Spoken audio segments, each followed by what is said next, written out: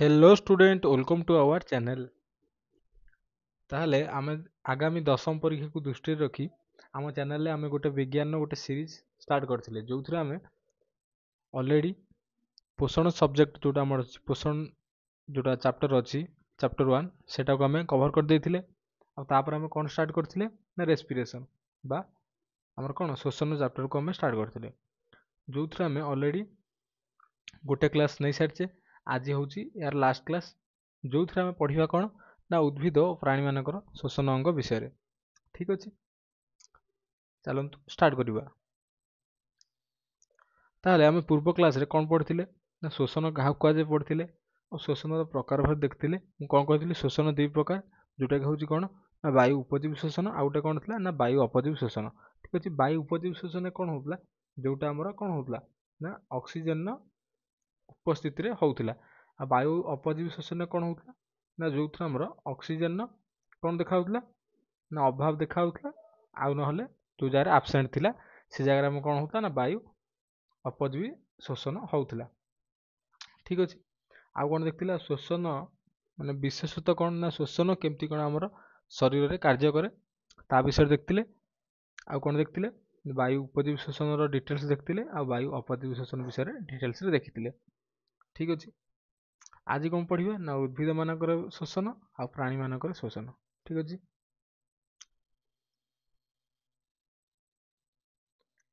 प्रथम देखिबा आमे उद्भिद मानकर श्वसन ठीक अच्छे उद्भिद मानकर श्वसन प्रथम केमती कौन हुए देखिबा कौन कहछि पत्र रे स्टोमाटा थाए जेमती कि जानिथिबो आगु आमे कहिथिलु पत्र रे गोटे कणा कणा एमती जिनस थाए आमर जो गछ पत्र रे कौन थिला एमती कणा कणा कणा एमती जिनस थिला सेगुड़ को आमे कौन कहिथिले सेगुड़ को आमे स्टोमाटा बोली कहिथिले कौन कहिथिले ना स्टोमाटा ठीक अछि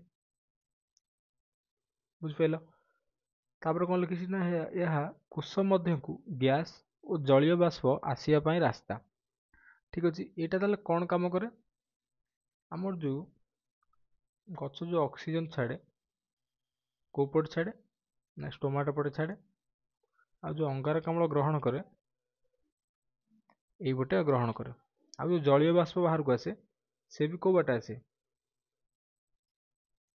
जलीय बाष्प भी एई स्टोमाटा पटे ही बाहर को आसे ठीक अच्छे ताले ए स्टोमाटा द्वारा कौन हुए यह द्वारा कार्बन डाइऑक्साइड और अम्लजान विनिमय घटे ठीक अच्छे देन लिखिछि आलोक शोषण समय यह कार्बन डाइऑक्साइड को व्यवहार करी अंगारकाम्ल को व्यवहार करी कौन करे ना अम्लजान निर्गत करथाए जेमती हम जानिचु गछ कौन करे ना अम्लजान बाहर को छाड़े और कार्बन डाइऑक्साइड को निज खाद्य प्रस्तुति रे व्यवहार करे ठीक अच्छे किंतु यह शोषण प्रक्रिया रे अम्लजान रो व्यवहार करता है ठीक अच्छे तो मुझे पचार कि गछ अम्लजान केतबेले ग्रहण करे ना जेतबेले से शोषण करे ठीक अच्छे बा से जो जेतबेले निश्वास प्रश्वास नब ठीक अच्छे छाड़ब सेतबेले कौन करे ना अम्लजान व्यवहार करे ठीक अच्छे किंतु खाद्य प्रस्तुत समय बा आलोक शोषण समय से कार्बन डाइऑक्साइड बा अंगारकाम्ल व्यवहार करे ठीक अच्छे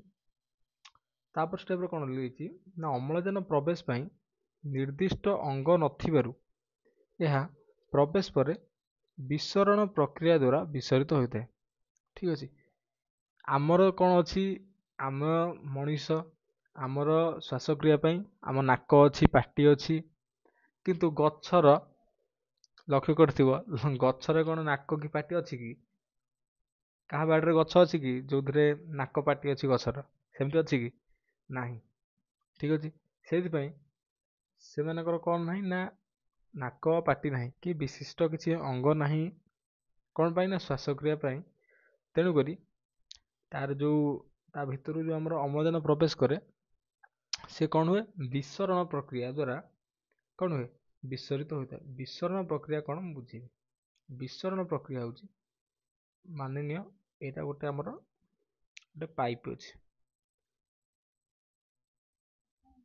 एथिरे छोट छोट एमती होल अच्छी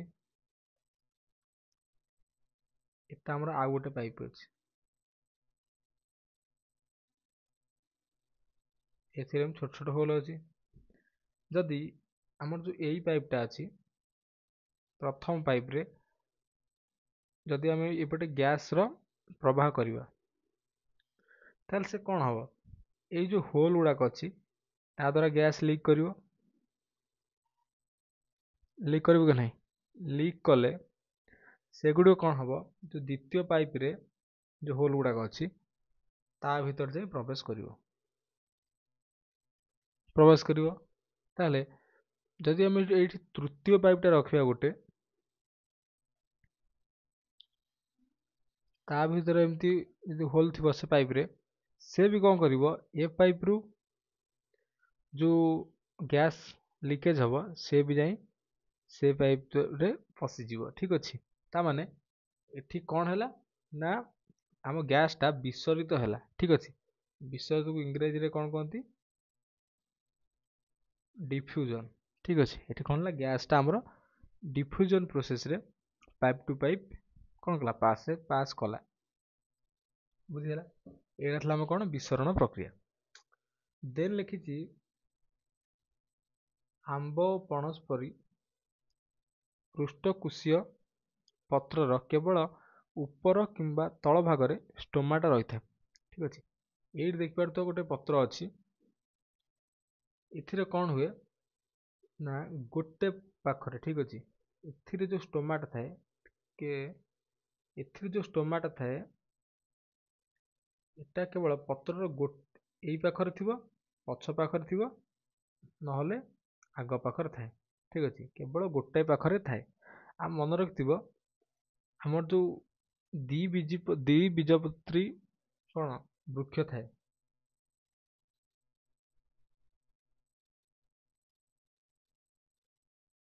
यही जो वृक्ष द्विबीजपत्री वृक्ष बा कौन डाइकट कौन हुए तादरे ना जो आमर जो मंजी थाए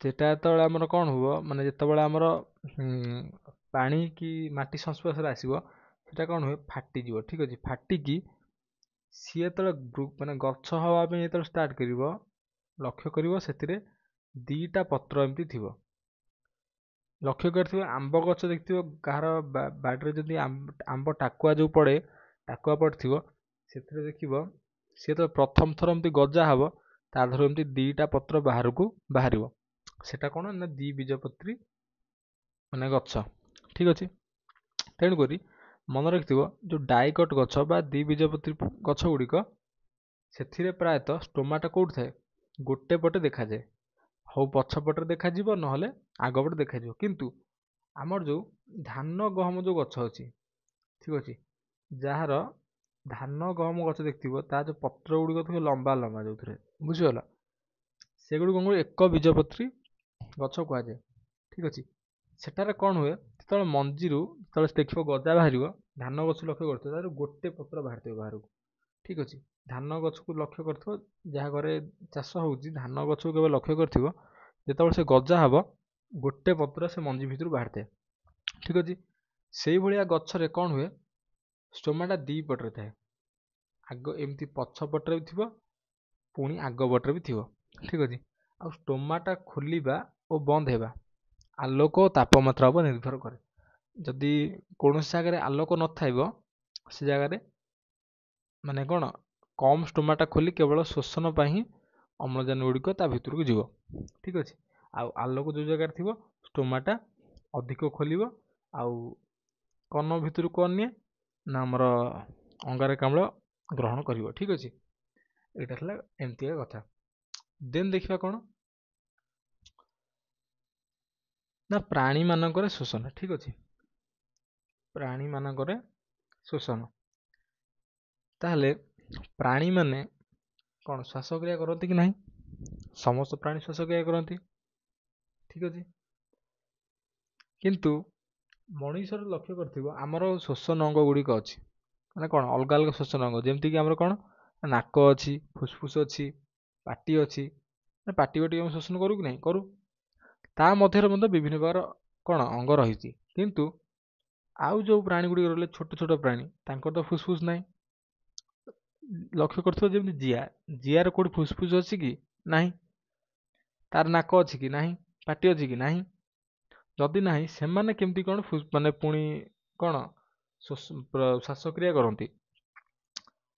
ସେମାନେ କ'ଣ କରନ୍ତି ନିଜର ଯୋଉ ଚର୍ମ ଦ୍ୱାରା ଠିକ୍ ଅଛି ସ୍କିନ୍ ଦ୍ୱାରା ସେମାନେ କ'ଣ କରନ୍ତି ଏଇଠି ଲକ୍ଷ୍ୟ କରିଥିବ ଏଇଠି ଗୋଟେ ଜୋକ ଅଛି ଠିକ୍ ଅଛି ଜୋକ ବା ଯାହା ବି ୟାର କୋଉଠି ଲଙ୍ଗସ୍ ଅଛି କି ମାନେ ଫୁସଫୁସ ଅଛି କି ନାହିଁ ଏମାନେ କ'ଣ କରନ୍ତି ତାଙ୍କ ଶରୀରରେ ଏମିତି ଛିଦ୍ର ଥିବ ତାଙ୍କ ଯୋଉ ଶରୀର ଛିଦ୍ର ମାନେ ଏଇଟା ଆଖିକୁ ଦେଖାଯାଏନି ଏଇଟା ତାଙ୍କ ସ୍କିନ୍ ଉପରେ ଅଛି ଚମଡ଼ା ଉପରେ ଏମିତି ଛିଦ୍ର ଅଛି ଇଏ ଛିଦ୍ର ଗୁଡ଼ିକ ଦ୍ୱାରା ସେମାନେ କ'ଣ କରନ୍ତି ନା ଶ୍ୱାସକ୍ରିୟା କରନ୍ତି ଠିକ୍ ଅଛି ଆରି ଦ୍ୱାରା ହିଁ ତାଙ୍କ ଶରୀର ଭିତରକୁ ଅମ୍ଳଜାନ ପ୍ରବେଶ କରିଥାଏ ଠିକ୍ ଅଛି ଏଇ ଛିଦ୍ର ଦ୍ୱାରା ସେମିତି ମାଛ ଠିକ୍ ଅଛି ମାଛର ପାଟି ଅଛି କିନ୍ତୁ ମାଛ କ'ଣ ହୁଏ ମାଛ ତ ମାନେ କ'ଣ ପାଣି ଭିତରେ ମାଛ ତ ବାହାରକୁ ଆସେନି ହେଲେ ମାଛ କେମିତି କ'ଣ ଶ୍ୱାସକ୍ରିୟା ଆମର କରେ ବୁଝିପାରିଲ ମାଛ କେମିତି କ'ଣ ଆମର ଶ୍ୱାସକ୍ରିୟା କରେ ମାଛ କ'ଣ କରେ ମାଛର ଯୋଉ ନଷ୍ଟ୍ରିଲ୍ ଅଛି ଏଠି ଯୋଉ ଗାଲି ଅଛି ମାଛର ଯୋଉ ଗାଲି ଅଛି ସେ ଗାଲ ଗୋଟେ ମେକାନିଜିମ୍ କ'ଣ ଯେତେବେଳେ ସେ ଶ୍ୱାସକ୍ରିୟା କରିବ ଗାଲିଟା ଉପର ତଳ ଏମିତି ଧଡ଼ ଧଡ଼ ହେଉଥିବ ଠିକ୍ ଅଛି ତା ଦ୍ୱାରା କ'ଣ ହୁଏ ଜଳରେ ଯୋଉ ଆମର କ'ଣ ଅଛି ପୋଖରୀରେ କି ଜଳରେ ଯୋଉ ଦ୍ରବୀଭୂତ ଅମ୍ଳଜାନ ଅଛି ସେଗୁଡ଼ିକ କ'ଣ ହୁଏ ଗାଲି ଦ୍ୱାରା ମାଛ ଶରୀର ଭିତରକୁ ପ୍ରବେଶ କରେ ଆଉ ପ୍ରବେଶ କରିବା ପରେ କ'ଣ ହୁଏ ଯେମିତି ମୁଁ କହିଥିଲି ବିସରଣ ପ୍ରକ୍ରିୟା ହୁଏ ବିସରଣ ପ୍ରକ୍ରିୟା କ'ଣ କହିଥିଲି ଏୟାର କ'ଣ କରିବ ନା ମାନେ ପାସ୍ କରିବ ଯୋଉ ଛିଦ୍ର ଦେଇ ପାସ୍ କରେ ଠିକ୍ ଅଛି ସେମିତି ତା ଦେହ ଭିତରେ ଯୋଉ ପ୍ରତ୍ୟେକ ଅଙ୍ଗ ପ୍ରତ୍ୟଙ୍ଗ ଅଛି ତା ଭିତରେ ଯୋଉ ଛିଦ୍ର ଅଛି ଅମ୍ଳଜାନଟା ତା ଭିତର ଦେଇ ପାସ୍ କରେ ତା ବଡି ସାରା ଟୋଟାଲ ପାସ୍ କରେ ସେମିତି କରି ସେ କ'ଣ କରେ ନା ଶ୍ୱାସକ୍ରିୟା କରେ ଠିକ୍ ଅଛି କିଏ ମାଛ ଠିକ୍ ଅଛି ଏଇଠି ସେମିତି କ'ଣ ଲେଖା ହେଇଛି ନା ଜଳଚର ପ୍ରାଣୀମାନେ ବିସରଣ ପ୍ରକ୍ରିୟା ଦ୍ୱାରା ଶ୍ୱାସକ୍ରିୟା କରନ୍ତି ଆଉ ଏକକୋଷୀ ପ୍ରାଣୀ ମାନଙ୍କରେ ଶ୍ୱାସକ୍ରିୟା ପାଇଁ ନିର୍ଦ୍ଦିଷ୍ଟ ଅଙ୍ଗ ନଥିବାରୁ ଏମାନେ ଜଳରେ ଦ୍ରବୀଭୂତ ଅମ୍ଳଜାନକୁ ବିସରଣ ପ୍ରକ୍ରିୟାରେ ଗ୍ରହଣ କରନ୍ତି ବୁଝିପାରିଲ ଆଉ କ'ଣ ଲେଖିଛି ନା ଜିଆ ଜୋକ ବେଙ୍ଗ ଚର୍ମ ଦ୍ୱାରା ଶ୍ୱାସକ୍ରିୟା କରନ୍ତି ଠିକ୍ ଅଛି ଏଠି ଦେଖିଲି କ'ଣ ଜୋକର ଗୋଟେ ଏକ୍ଜାମ୍ପଲ୍ ଦେଲି ଆଉ ବେଙ୍ଗ ବି ଦେଖିଥିବ ବେଙ୍ଗ ଯେତେବେଳେ ଶୀତ ସୁପ୍ତି କରେ ଶୀତ ସୁପ୍ତି କ'ଣ ବେଙ୍ଗ ମାଟି ତଳେ ଦେଖିବ ପ୍ରାୟ ଟାଇମ୍ ଦେଖିବ ବେଙ୍ଗ ଦେଖିବ ମାଟି ତଳେ ଏମିତି କାଦୁଅ ଜାଗାରେ ମାଟି ତଳେ ବେଙ୍ଗ ଥିବେ ସେଇ ଟାଇମ୍ରେ ସେ କ'ଣ କରେ ଶୀତ ସୁପ୍ତି କରେ ଠିକ୍ ଅଛି ବେଙ୍ଗ ଶୀତ ସୁପ୍ତି କରେ ସେ ଟାଇମ୍ରେ କ'ଣ ହେବ ମାନେ ସେ ହିଟ୍ ପାଇଁ ସେ ମାଟି ତଳେ ଥାଏ ସେତେବେଳେ କ'ଣ କରିବ ସେ ତ ମାଟି ତଳେ ପଶିଯାଇଛି ବାହାରେ ତ ମାନେ କ'ଣ ବାହାରକୁ ଆସିଲେ ତ ସେ ଯାଇକି ନିଶ୍ୱାସ ମାନେ ପ୍ରଶ୍ୱାସ ନେବ ତ ଶ୍ୱାସକ୍ରିୟା କରିବ ତାର ଯେହେତୁ ସେ ବାହାରକୁ ଆସେନି ସେ କ'ଣ କରେ ତାର ଯୋଉ ଚର୍ମ ଅଛି ଠିକ୍ ଅଛି ତା ଦ୍ୱାରା ସେ କ'ଣ କରେ ଅମ୍ଳଜାନ ଗ୍ରହଣ କରେ ଆଉ ବେଙ୍ଗର କ'ଣ ଥାଏ ନା ବୋଥ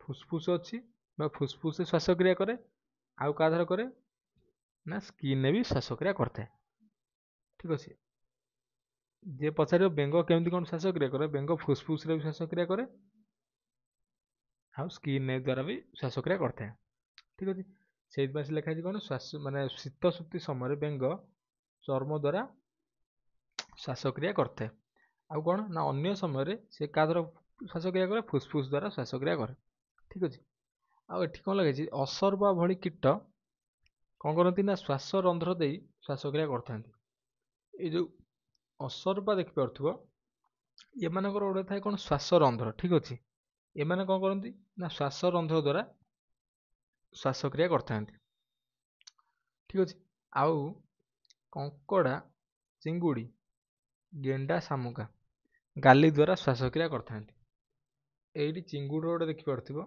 ଏମାନେ କ'ଣ କରନ୍ତି ନିଜର ଯୋଉ ଗାଲି ଅଛି ଏ ଯୋଉ ଗାଲି ଅଛି ଗାଲି ଦ୍ୱାରା ଶ୍ୱାସକ୍ରିୟା କରନ୍ତି କିନ୍ତୁ ଏଇଟା କ'ଣ ମାଛ ଗାଲି ଠାରୁ ଅଲଗା ଠିକ୍ ଅଛି ଏଇଟା କ'ଣ ନା ମାଛ ଗାଲି ଠାରୁ ଅଲଗା ବୁଝିପାରିଲ ତାପରେ କ'ଣ ନା ସାପ ପାରା ବତକ ବାଦୁଡ଼ି ମନୁଷ୍ୟ ଆଦି ପ୍ରାଣୀ ଫୁସଫୁସ ଦ୍ୱାରା ଶ୍ୱାସକ୍ରିୟା କରନ୍ତି ଆମର ଯୋଉ ରହିଲେ କ'ଣ ସାପ ପାରା ବତକ ଆଉ ବାଦୁଡ଼ି ଏମାନଙ୍କ ଭିତରେ କ'ଣ ଅଛି ନା ଫୁସଫୁସ ରହିଛି ଠିକ୍ ଅଛି ଲଙ୍ଗସ୍ ଲଙ୍ଗସ୍ ରହିଛି, ଏମାନେ ତାଙ୍କ ଦ୍ୱାରା ଶ୍ୱାସକ୍ରିୟା କରିଥାନ୍ତି। ଆମେ କ'ଣ ଲଙ୍ଗସ୍ ଦ୍ୱାରା ଶ୍ୱାସକ୍ରିୟା କରୁଛୁ ନା ଆମର ଗାଲି ଅଛି? ଆମର ଗାଲି ନାହିଁ ନା, ଆମର ଲଙ୍ଗସ୍ ଅଛି ସେଇଟା। ଦେନ୍ କ'ଣ ନା କଇଁଛ, କୁମ୍ଭୀର, ତିମି ପାଣିରେ ରହୁଥିଲେ ମଧ୍ୟ ଫୁସଫୁସ ଦ୍ୱାରା ଶ୍ୱାସକ୍ରିୟା କରିଥାନ୍ତି। ଠିକ୍ ଅଛି। କଇଁଛ, କୁମ୍ଭୀର, ତିମି ଏମାନେ କ'ଣ କରନ୍ତି? କୁମ୍ଭୀର କ'ଣ ସବୁବେଳେ ପାଣିରେ ରୁହେ କି? ପାଣିରେ ରୁହେ ନା। ସିଏ କ'ଣ କରେ? ଶ୍ୱାସକ୍ରିୟା ପାଇଁ ଉପରକୁ ଆସି ଶ୍ୱାସକ୍ରିୟା କରେ। ଆଉ ତିମି ବି ଦେଖିଥିବ, ତିମି ମାଛ ସିଏ ବି ଦେଖିଥିବ କ'ଣ ପାଣି ଉପରକୁ ଆସେ କ'ଣ ପାଇଁ? ନା ନିଜର ଶ୍ୱାସକ୍ରିୟା କରିବା ପାଇଁ। ଆଉ ବେଙ୍ଗର ଲାର୍ଭା କ'ଣ ନା ଯେଉଁ ବେଙ୍ଗ ଫୁଲା ଆମର ବର୍ଷା ଦିନେ ଦେଖିଥିବ, ପାଣି ଭିତରେ ଦେଖିଥିବ ଏଇ ଟାଇପ୍ର ଷ୍ଟ୍ରକ୍ଚର ଦେଖାଯାଉଥିବ। ଏମିତି ତାଙ୍କ ମୁଣ୍ଡ ଥିବ, ଏମିତି ଟେଲ୍ ଥିବ ତାଙ୍କର, ଏମିତି ହେଡ୍ ଥିବ, ଟେଲ୍ ଥିବ, ଏମିତି ହେଡ୍ ଥିବ, ଟେଲ୍ ଥିବ, ଏମିତି ହେଡ୍ ଥିବ, ଟେଲ୍ ଥିବ, ଏମିତି ହେଡ୍ ଥିବ, ଟେଲ୍ ଥିବ। ଏମାନେ କ'ଣ କୁହାଯାଏ ନା ବେଙ୍ଗ ଫୁଲା କୁହାଯାଏ। ଠିକ୍ ଅଛି। ଏମାନେ କ'ଣ କରନ୍ତି? ତାଙ୍କର ଗୋଟେ ଗାଲି ଥାଏ। ଠିକ୍ ଅଛି। ଗାଲି ଦ୍ୱାରା ଏମାନେ କ'ଣ କରନ୍ତି ନା ଶ୍ୱାସକ୍ରିୟା କରିଥାନ୍ତି। ଠିକ୍ ଅଛି। ଦେନ୍ ଦେଖିବା କ'ଣ ନା ଜୈବିକ ଜାରଣ। ଠିକ୍ ଅଛି। ଜୈବିକ ଜାରଣ କ'ଣ? ଜୈବିକ ଜାରଣ କ'ଣ? ପ୍ରଥମେ ଜାରଣ ମାନେ କ'ଣ ବୁଝିବା। ଜାରଣ ମାନେ କ'ଣ? ଜାରଣ ମାନେ ହେଉଛି ଜାଳିବା ବା କ'ଣ ନା ଦହନ କରିବା। କ'ଣ ହୁଏ ନା ଅମ୍ଳଜାନ ଦହନ କରେ। ଅମ୍ଳଜାନ କ'ଣ କରେ ନା ଜାଳିବାରେ ସାହାଯ୍ୟ କରେ, ଦହନ କରିବାରେ ସାହାଯ୍ୟ କରେ। ଦହନ ଦ୍ୱାରା କ'ଣ ହୁଏ ନା ଶକ୍ତି ନିର୍ଗତ ହୋଇଥାଏ। ଠିକ୍ ଅଛି। ଜୀବ ଶରୀର ଭିତରେ ଏଇଭଳିଆ ଦହନକୁ କ'ଣ କୁହାଯାଏ? ନା ଜୈବିକ ଦହନ କୁହାଯାଏ। ଠିକ୍ ଅଛି। ଜୀବ ଶରୀରରେ ଯେଉଁ ଦହନ ପ୍ରକ୍ରିୟା ହୁଏ ତାକୁ କ'ଣ କୁହାଯାଏ? ନା ଜୈବିକ ଦହନ ବୋଲି କୁହାଯାଇଥାଏ। ଠିକ୍ ଅଛି। ଆଉ କ'ଣ କହିଛି ନା ଏହି ପ୍ରକ୍ରିୟା ପାଇଁ ବିଭିନ୍ନ ପ୍ରକାର ଏନଜାଇମ୍ କୋଉଠି ଥାଏ? ଆମର ବିଭିନ୍ନ ପ୍ରକାର ଏନଜାଇମ୍ ମାଇଟୋକଣ୍ଡ୍ରିଆରେ ଥାଏ। ମୁଁ ଯଦି ପୂର୍ବ କ୍ଲାସରେ କହିଥିଲି ଆମର ମାଇଟୋକଣ୍ଡ୍ରିଆ କ'ଣ ନା ଶକ୍ତି କେନ୍ଦ୍ର। ଠିକ୍ ଅଛି। ଆଉ ଏଟିପି କ'ଣ କହିଥିଲି? ଯେଉଁ ଆଡିନୋସିନ୍ ଟ୍ରାଇଫସ୍ଫେଟ୍ ଏଟିପି ଆମର ସେଟା କ'ଣ କହିଥିଲି? ଶକ୍ତି ମୁଦ୍ରା କହିଥିଲି ବା ଏନର୍ଜି କରେନ୍ସି କହିଥିଲି।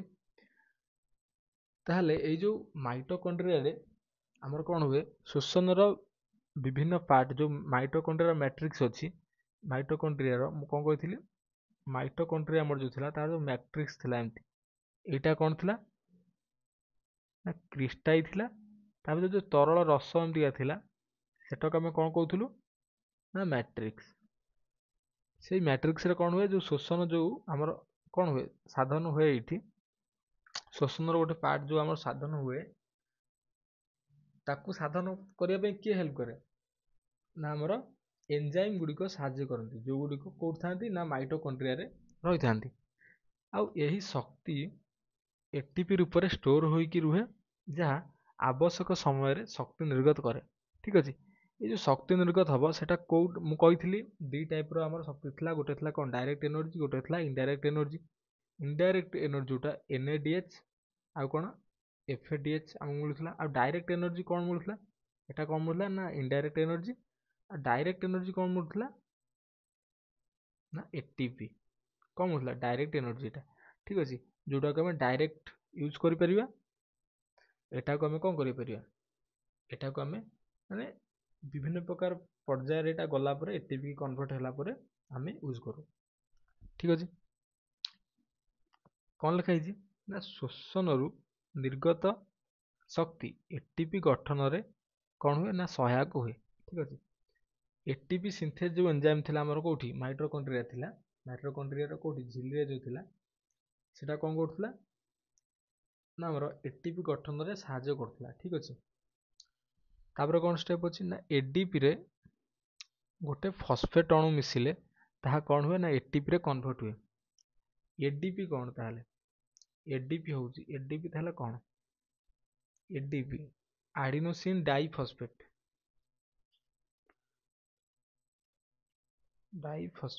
ଡାଇଫସ୍ଫେଟ୍ ମାନେ କ'ଣ? ଡାଇଫସ୍ଫେଟ୍ ମାନେ କ'ଣ? ଦିଟା କ'ଣ ଫସ୍ଫେଟ୍ ଅଣୁ ଯୋଉଠି ଥାଏ ସେଟା ଡାଇଫସ୍ଫେଟ୍। ଠିକ୍ ଅଛି। ଏଠି କ'ଣ ଲେଖିଛି? ନା ଏଡିପିରେ ଗୋଟେ ଫସ୍ଫେଟ୍ ଅଣୁ ମିଶିଲେ କ'ଣ ତିଆରି ହୁଏ? ଏଟିପି ତିଆରି ହୁଏ। ଏଟିପି କ'ଣ କହିଥିଲି? ଟ୍ରାଇଫସ୍ଫେଟ୍। ट्राई माने कौन ना तीनटा फॉस्फेट अणु ସେଇଥିପାଇଁ ଏଇ ଷ୍ଟ୍ରକ୍ଚର ଯଦି ଲକ୍ଷ୍ୟ କରିବ ଦେଖାଯାଉଥିବ ଏଇଠି କ'ଣ ଦୁଇଟା ଫସ୍ଫେଟ୍ ଅଣୁ ଅଛି ତାମାନେ ଏଇଟା ADP ଡାଇଫସ୍ଫେଟ୍ ଏଇଟା ଏଇଠି କ'ଣ ଯୁକ୍ତ ଚିହ୍ନ ଦେଇକିନା କ'ଣ ଲେଖିଛି ଏଠି ଆମର ଆଉ ଗୋଟେ କ'ଣ ଫସ୍ଫେଟ୍ ଅଣୁକୁ ଆଡ୍ କରିଛି ଯାହା ଫଳରେ ଏଠି କ'ଣ ହେଇଛି ନା ତିନିଟା ଫସ୍ଫେଟ୍ ଅଣୁ ହେଇଯାଇଛି ଏଇଟା କ'ଣ ହେଇଛି ନା ଟ୍ରାଇ ଫସ୍ଫେଟ୍ କୁ କନଭର୍ଟ ହେଇଯାଇଛି କୋଉଟା ADP ଟା ଯେତେବେଳେ ଗୋଟେ ଫସ୍ଫେଟ୍ ଅଣୁ ମିଶିଛି এটা ট্রাইফসফেট ATP রে কনভর্ଟ ହେଇଯାଇଛି ঠিক ଅଛି ତାପରେ କ'ଣ ଦେଇଛି ନା ଗୋଟେ ATP ଅଣୁ ଭାଙ୍ଗିବା ଫଳରେ ସେଟା କୋଉଠି କନଭର୍ଟ ହୁଏ ନା ADP ଆଉ ଫସ୍ଫେଟ୍ ରେ ପରିଣତ ହୁଏ ଯୋଉଥିରୁ 30.5 କିଲୋ ଜୁଲ ଶକ୍ତି ନିର୍ଗତ ହୋଇଥାଏ ଠିକ ଅଛି ଏଟା ଗୋଟେ ସର୍ଟ କ୍ୱେଶ୍ଚन ଏଟା ସର୍ଟ କ୍ୱେଶ୍ଚन ଠିକ ଅଛି ମନେ ରଖିବ ଏଟା ସର୍ଟ କ୍ୱେଶ୍ଚନ देन देखिबा मनुष्यर श्वासतंत्र ठीक अच्छे मनुष्यर श्वासतंत्र विषय बर्तमान हम देखिबा मनुष्य जिते श्वासक्रिया करे डायरेक्ट तो आम एमती जोक भाया निश्वास ने माने आमर कौन ऑक्सीजन एंट्री कला परे डायरेक्ट कौन आमर आम शरीर रे खेली जाए ना तार किसी मेकानिज्म ता भीतर किसी हुए जोटा कि जो मेकानिज्म पाई आमर कौन भीतर किसी अंग प्रत्यंग रही जो गुड़िक हूँ कौन ना नासा रंध्र अच्छी नासा पथ अच्छी ग्रसनी अच्छी आउ कौन ना श्वासनली अच्छी आ श्वास नलिका अच्छी आउ कौन अच्छी ना फुसफुस अच्छी ठीक अच्छे जो गुड़िक आमको जो गुड़िक नहीं कौन गठित ना आमर श्वासतंत्र गठित ठीक अच्छे जो गुड़िक नहीं आम श्वासतंत्र गठित जहाँफल आम श्वासक्रिया करूँ ये देखिपे मनुष्यर श्वासतंत्र ठीक अच्छे नासा रंध्र माने ये आम जो नाक पुड़ा गुड़िक ये जो होल अच्छे नाकरे सेटा कौन नासा रंध्र नासा पथ कौन नासा पथ हूँ जो ये जो पार्टा आमर ये जो पार्टा आमर एटा कौन नासा पथ कि नहीं नासा पथ एटा नासा पथ देन ग्रसनी कौन ग्रसनीटा आमर एठू आरंभ होइछि ठीक अछि ए ग्रसनी रे कोन हेछि आमर जो पाटिरु माने खाद्य नली आउ कोन आ जो एटा श्वास नली जोटा ट्राकिया एटा उभय माने गोटे जगह रे जोठी मिसचंती से जगह कोन कहै छि ना ग्रसनी कहै जाइ ठीक अछि ग्रसनी बा फेरिंग्स ठीक अछि एटा ग्रसनी देन स्वर पेटिका कौन करे स्वर पेटिका जमी गिटार रो स्ट्रिंग देखियो गिटार रो स्ट्रिंग की जितेबाला हाथ में आम कि कॉइन ने जितेबाला आम कौन करूँ ताको भाइब्रेट करूँ सी किसी कौन करे ना साउंड क्रिएट करे सेमती आम जो अच्छी को ट्राकिया अच्छी ट्राकियार ऊपर एमती सरु सरु तंत्री अच्छा सूता भली तंत्री अच्छा जो क्या भीतर अच्छा ना स्वर पेटिका भीतर अच्छा सेगुड़िक जो भाइब्रेट हे आम पाटू साउंड बाहर ठीक है आम कथा कह आमको हेल्प कर श्वासनली कौन है गोल गोल मांसपेशी एमती गठित हो ठीक है गोल गोल मांसपेशी गठित होगुड़िक कौन करे कौन पाई एगुड़िक माने कार्टिलाजिनस नेचर बा एथिरे हाड़ भी अच्छी ठीक अच्छे गोल गोल एमती हाड़ बोन गुड़िक मांस सहित मिसी एटा क्रिएट कर कौन पाई जिते आम निश्वास प्रश्वास करुचे जो श्वासक्रिया आम संपादित होगी एगुड़िक कोलाप्स कर कि नहीं जदि आम अधिक अधिक निश्वास नहीं जावा जो प्रश्वास नहीं जावा सी कौन कर फुलीज अधिक जदि जोर रे आम निश्वास छाड़ीदे से कौन हम पूरा संकुचित हो रोकवाई एटा कौन है कार्टिलेज गुड़िक माने कौन तैयारी करछंती माने आगुरु एटा तैयारी हेजी ऑलरेडी बॉडी रे सेगुड़िक जमी कोलाप्स जमी न हम श्वासक्रिया टाइम रे सेगुड़िक दृष्टि रखती ठीक अच्छे आईटा था आम फुसफुस आईटा हूँ मध्यछदा कौन कर आम बाम फुसफुस को डाहाण फुसफुस रु अलग कर रखी ठीक अच्छे आउ ये जो ये देखिपे या ऊपर एमती पिंजर हाड़ आमर अच्छी फुसफुस उपर एमती कौन अच्छी पिंजर हाड़ आमर रही ଆଉ ପଛପଟରେ କ'ଣ ଅଛି ଆମର ନା ମେରୁଦଣ୍ଡ ଅଛି, ଆଉ ଆଗପଟେ କ'ଣ ଅଛି ଷ୍ଟର୍ନମ୍ ଅଛି। ଏଇ ଯୋଉ ଆଗପଟଟା ଏଇ ଯୋଉ ପାର୍ଟଟା ଆମର ମଝିରେ ଥିବ ଆମର ଏଇଠି, ଏଇଟା ଅଛି ଷ୍ଟର୍ନମ୍, ବୁଝିପାରିଲ। ଦେନ୍ ଆମର ଏଇ ଯୋଉ ଫୁସଫୁସଟା କୋଉ କ୍ୟାଭିଟି ଭିତରେ ଅଛି ଜାଣିଛ? ପ୍ଲୁରାଲ କ୍ୟାଭିଟି, ପ୍ଲୁରାଲ କ୍ୟାଭିଟି ଭିତରେ ଅଛି। ପ୍ଲୁରାଲ କ୍ୟାଭିଟି ମାନେ ଏଇ ଯୋଉ ଦେଖିପାରୁଥିବ ଏତିକି, ଏଇ ଯୋଉ ସ୍ପେସ୍ ଦେଖିପାରୁଥିବ, ଏଇ ଯୋଉ ସ୍ପେସଟାକୁ, ଏଇ ସ୍ପେସଟା କ'ଣ କୁହାଯାଏ ନା ପ୍ଲୁରାଲ କ୍ୟାଭିଟି ଆମର କୁହାଯାଇଥାଏ। ଏଇ ଯୋଉ ସ୍ପେସଟା ଯାହା ଭିତରେ ଫୁସଫୁସ ଅଛି, ଠିକ ଅଛି। ଦେନ୍ ଦେଖିବା ଗୋଟେ ଗୋଟେ ପାର୍ଟ ବିଷୟରେ ଆମେ ପଢିବା। ନାସା ରନ୍ଧ୍ର, ଠିକ ଅଛି। ନାସା ରନ୍ଧ୍ର କ'ଣ? ମୁଁ ଯେମିତି କହିଲି ଆମର ଯୋଉ ନାକ ପୁଡା ଯାହାକୁ କହନ୍ତି, ଆମର ଏଇଟା ଏଇଠି ଗୋଟେ ହୋଲ ଆମର ଅଛି ନାକ ଦିଟା, ତା ଦ୍ୱାରା ଆମର କ'ଣ ହୁଏ ନା ଅମ୍ଳଜାନ ଆମ ଯୋଉ ଶରୀର ଭିତରକୁ ପ୍ରବେଶ କରେ। ସେଟା କ'ଣ ହେଇଛି ନା ନାସା ରନ୍ଧ୍ର, ସେଟାକୁ କ'ଣ କୁହାଯାଏ ନା ନାସା ରନ୍ଧ୍ର। କ'ଣ କୁହାଯାଏ? ନାସା ରନ୍ଧ୍ର। ଏଇଟା କୋଉଠି ଥାଏ ନା ପାଟି ଉପରେ ଥାଏ। ଆମ ନାକଟା ପାଟି ଉପରେ ଅଛି, ଆଉ ଏଇଟା କ'ଣ କୋଉ ଭାବରେ କାର୍ଯ୍ୟ କରେ ନା ଆମର ପବନ ଆସପାସ କରିବାକୁ ଏଇଟା କାର୍ଯ୍ୟ କରେ, ଶ୍ୱାସ ପଥର ଦ୍ୱାର ଭାବେ, ଠିକ ଅଛି। ଶ୍ୱାସ ଏଇଠୁ ପ୍ରଥମେ ଷ୍ଟାର୍ଟ ହୁଏ କି ନାହିଁ ଆମର ଶ୍ୱାସକ୍ରିୟାଟା, ଦେନ୍ ଏଇଠାରୁ ଶ୍ୱାସ ପଥ ଆରମ୍ଭ ହୋଇଥାଏ, ଠିକ ଅଛି। ଏଇଠାରୁ ଆମର ଶ୍ୱାସକ୍ରିୟା ପ୍ରକ୍ରିୟା ଆରମ୍ଭ ହୋଇଥାଏ, ତାମାନେ ଏଇଟା କ'ଣ, ଏଇଟା ଗୋଟେ ଦ୍ୱାର ବା କବାଟ।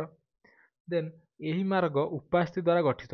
ଅସ୍ଥି କ'ଣ ଉପାସ୍ଥି କ'ଣ? ଅସ୍ଥି ହେଉଛି ଯୋଉଟା ଆମର କ'ଣ ହାଡ଼, ଯୋଉଟା ଉପାସ୍ଥି କ'ଣ ହାଡ଼ ଭଳିଆ, କିନ୍ତୁ ସେଟା କ'ଣ ଜାଣିଛ ନରମ, ସେଟା ନରମ ହାଡ଼ଟାକୁ କ'ଣ କୁହାଯାଏ ନା ଉପାସ୍ଥି କୁହାଯାଏ।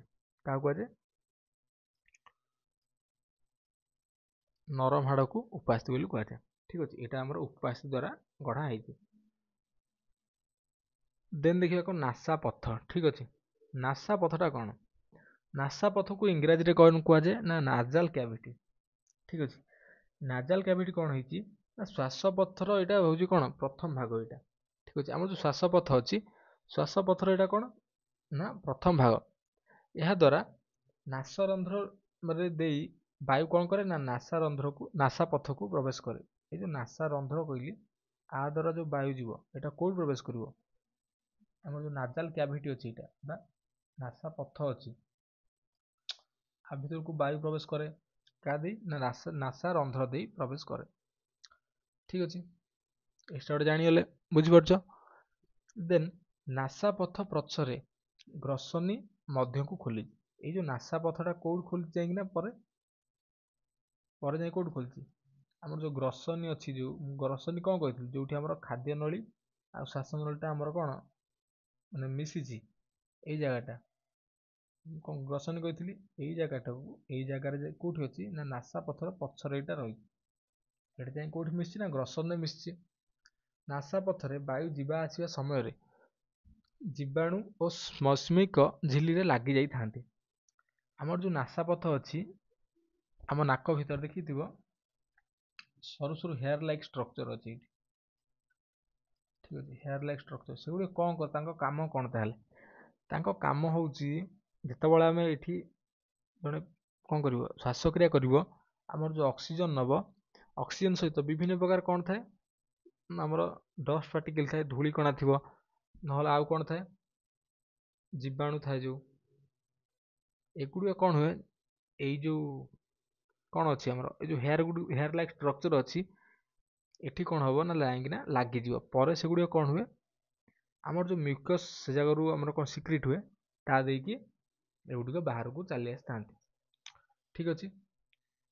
ଏଇଟା ଥିଲା କ'ଣ ନା ନାସା ପଥ। ଦେନ୍ ଆଉ ଗୋଟେ ପାର୍ଟ ଦେଖିବା କ'ଣ ନା ଗ୍ରସନୀ।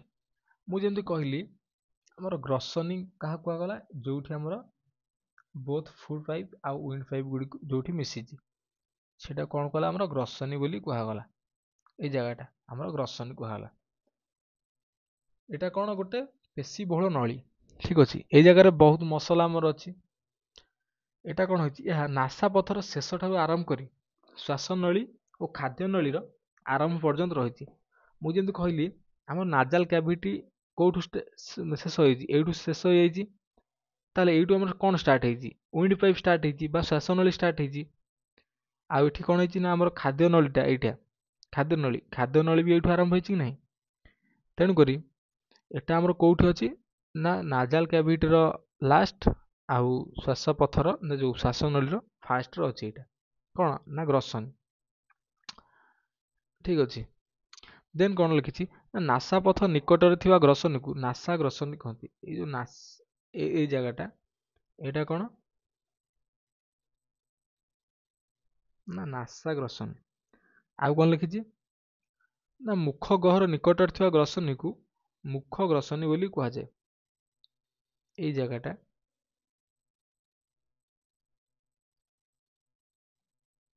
ମୁଖ ଗ୍ରସନୀ ବୋଲି କୁହାଯାଏ।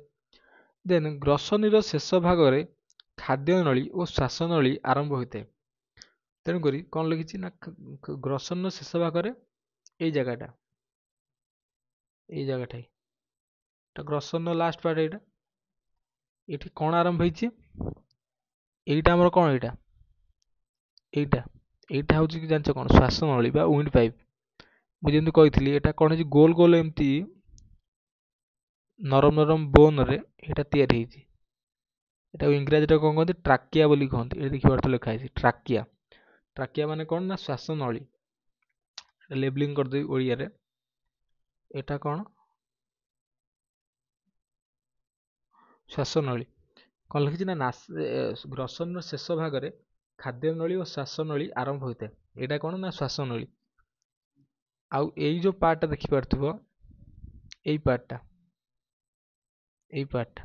ପାର୍ଟଟା କ'ଣ ନା ଖାଦ୍ୟ ନଳୀ। ଏ ପାର୍ଟଟା ହେଉଛି ଖାଦ୍ୟ ନଳୀ। ଠିକ ଅଛି।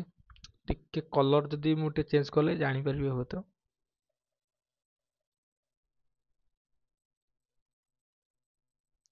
ଏଇଟା ଟ୍ରାକିଆ ପଛରେ ରହିଛି। ଠିକ ଅଛି। ବା ଶ୍ୱାସ ନଳୀର ପଛରେ ରହିଛି କ'ଣ ଖାଦ୍ୟ ନଳୀ ରହିଛି। ଠିକ ଅଛି। କ'ଣ କହିଛି ନା ଶ୍ୱାସ ନଳୀର ଦ୍ୱାରକୁ କ'ଣ କହନ୍ତି ନା ଗ୍ଲଟିସ୍ ବୋଲି କହନ୍ତି। କ'ଣ କହନ୍ତି ନା ଗ୍ଲଟିସ୍। ଦେଖିପାରୁଥିବ ଏଇଠି ଗ୍ଲଟିସ୍ କୋଉଟା ଏଇ ଜାଗାଟା।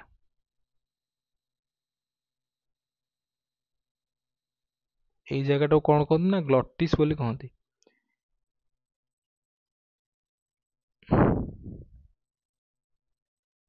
ଶ୍ୱାସ ନଳୀର ଦ୍ୱାର। ଠିକ ଅଛି। ଏଇଟା କ'ଣ କହନ୍ତି ନା ଗ୍ଲଟିସ୍ ବୋଲି କହନ୍ତି। ଏଇ ଗ୍ଲଟିସ୍ଟା ଏଇ ଜାଗାରେ ଗୋଟେ କ'ଣ ଥାଏ ନା ଏପିଗ୍ଲଟିସ୍ ବୋଲି ଗୋଟେ ଜିନିଷ ଥାଏ। ଏଇ ଚିତ୍ର ଦେଖିପାରୁଥିବ ଏପିଗ୍ଲଟିସ୍ ଏଇଟା ହିଁ ଏଇ ଯୋଉ ଷ୍ଟ୍ରକ୍ଚରଟା। ଏପିଗ୍ଲଟିସ୍ କ'ଣ କରେ ଯେତେବେଳେ ଏଇଠି ଧର ପ୍ରଶ୍ୱାସରେ ଆମେ ଅକ୍ସିଜେନ ନେଲେ ଅକ୍ସିଜେନଟା ପାସ୍ କରି କୋଉଠି ପାସ୍ କରେ ଆମ ଟ୍ରାକିଆ ଭିତରକୁ ଏମିତି ପାସ୍ କରେ। କିନ୍ତୁ ଯେତେବେଳେ ଆମେ ଖାଦ୍ୟ ଖାଇଥାଉ ଠିକ ଅଛି ଖାଦ୍ୟ ଖାଇଲା ବେଳେ ଲକ୍ଷ୍ୟ କରିବ ଆମ ନିଶ୍ୱାସଟା ମାନେ ଆମର ଯୋଉ ଶ୍ୱାସକ୍ରିୟାଟା ବନ୍ଦ ଥାଏ। କି କ'ଣ ପାଇଁ ବନ୍ଦ ଥାଏ ଯେତେବେଳେ ଆମେ ଖାଦ୍ୟ ଖାଉଥାଉ ଖାଦ୍ୟ ବି ଯାଇ କୋଉଠି ପହଞ୍ଚେ ଆମର ଗ୍ରସନୀରେ ପହଞ୍ଚେ। ଗ୍ରସନୀରେ ଆମର କ'ଣ ମିଶିଛି ନା ଖାଦ୍ୟ ନଳୀ ଶ୍ୱାସ ନଳୀଟା ବୋଥ ମିଶିଯାଇଛି। ଯଦି ଆମର ଖାଦ୍ୟ ଖାଇବା ବେଳେ ଯଦି ଆମର ଶ୍ୱାସକ୍ରିୟା କାର୍ଯ୍ୟ ହବ ତାହେଲେ ଖାଦ୍ୟଟା କୋଉଠି ପଳେଇବ ନାକ ବାଟେ ବାହାରିଯିବ। ସେଇଥିପାଇଁ ଶ୍ୱାସକ୍ରିୟା ସମୟରେ କ'ଣ ହୁଏ ଏଇ ଯୋଉ ଏପିଗ୍ଲଟିସ୍ ଆମର ଅଛି ଏପିଗ୍ଲଟିସ୍ଟା ବନ୍ଦ ହେଇଯାଏ। ଠିକ ଅଛି। ବନ୍ଦ ହେଇଯିବା ଫଳରେ ସେ ଜାଗାରେ କ'ଣ ହୁଏ ଏଇ ଯୋଉ ଖାଦ୍ୟଟା ମାନେ ଶ୍ୱାସ ନଳୀକି ନ ଯାଇ ଶ୍ୱାସ ନଳୀକି ସେ ବନ୍ଦ କରିଦିଏ। ଠିକ ଅଛି। ଏପିଗ୍ଲଟିସ୍ ଶ୍ୱାସ ନଳୀକି ନ ଯାଇ ଖାଦ୍ୟ କୋଉଠି ଯିବ ନା ଆମର ଯୋଉ ଖାଦ୍ୟ ନଳୀ ଅଛି ଖାଦ୍ୟ ନଳୀ ଭିତରକୁ ଏଇଟା କ'ଣ କରେ ପ୍ରବେଶ କରିଥାଏ। କୋଉଟା ଖାଦ୍ୟ। ଏପିଗ୍ଲଟିସ୍ର କାମ ହେଉଛି ଏଇଆ। ଠିକ ଅଛି। ଆଉ ଏହାର ଯୋଉ ଦ୍ୱାର ଅଛି ଏଇ ଜାଗାଟା ଏଇଟା କ'ଣ କୁହାଯାଏ ନା ଗଲେଟ୍ ବୋଲି କୁହାଯାଏ। ଠିକ ଅଛି। ଆଉ ଶ୍ୱାସ ନଳୀର ଦ୍ୱାରକୁ କ'ଣ କୁହାଯାଏ ନା ଗ୍ଲଟିସ୍। ବୁଝିପାରିଲ ଏଇଟା ଥିଲା ଏମିତି କଥା। ଦେନ୍ ଦେଖିବା କ'ଣ ଶ୍ୱାସ ନଳୀ କାହାକୁ କୁହାଯାଏ। ଠିକ ଅଛି। ଶ୍ୱାସ ନଳୀ ବା ମୁଁ ଇଂଲିଶରେ କ'ଣ କହିଥିଲି ଟ୍ରାକିଆ। ଟିକେ କଲର ଲେବଲିଂ କରିବି ଯଦି ଆମର ଏଇ ଯୋଉ ପାର୍ଟଟା ଏଇଟା କ'ଣ କୁହାଯାଏ ନା ଶ୍ୱାସ ନଳୀ।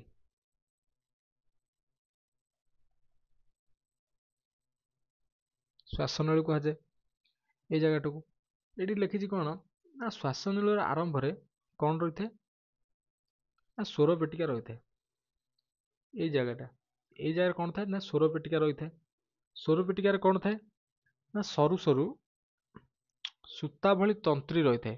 ମୁଁ ଯେମିତି କହିଥିଲି କ'ଣ କହିଥିଲି ନା ଗିଟାରର ଷ୍ଟ୍ରିଙ୍ଗ ଯେମିତିକା, ସେମିତି ସ୍ୱର ପେଟିକା ଭିତରେ ସେମିତି ଷ୍ଟ୍ରିଙ୍ଗ ରହିଥିବ, ସରୁ ସରୁ ଷ୍ଟ୍ରିଙ୍ଗ, ଯାହାର ଭାଇବ୍ରେସନ ଫଳରେ, କମ୍ପନ ଫଳରେ କ'ଣ ହେବ ନା ଧ୍ୱନି ସୃଷ୍ଟି ହୋଇଥାଏ। ଆମେ ଯେଉଁ କଥା କହୁଛୁ ସେଇଟା ସୃଷ୍ଟି ହୋଇଥାଏ। ଦେନ୍ କ'ଣ ଲେଖିଛି ନା ପରେ ଶ୍ୱାସନଳୀ ଦୁଇ ବ୍ରୋଙ୍କାଇରେ ବିଭକ୍ତ ହୋଇଛି। ଶ୍ୱାସନଳୀଟା କ'ଣ ହେଇଛି ପରେ